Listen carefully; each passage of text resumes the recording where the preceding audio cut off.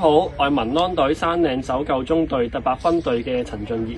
上次我哋就講咗觀天啦，今日我就會同大家講第3個錦囊，就係拆地啦。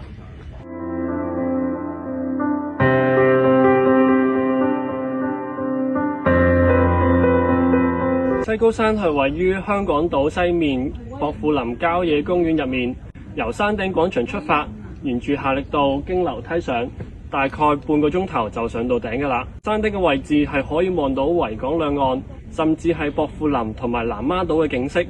係一條難度唔高、適合新手嘅路線。不過大家留意喎，行上嚟嘅樓梯大概有600零級，大家記得留意身體狀況，及時休息同埋補充水分啊！行山嘅時候係應該盡量揀一啲比較多郊遊人士會使用嘅山徑，並沿住自己嘅計劃路線而行，千祈就唔好行入去一啲捷徑或者係一啲唔明顯嘅山路入面。行山前呢，係更加應該了解清楚好自己將會行經嘅路段，包括警署、郊野公園管理站同埋求救電話嘅位置。好啦，今集我嘅時間去到咁多，我哋下次再見啦，拜拜。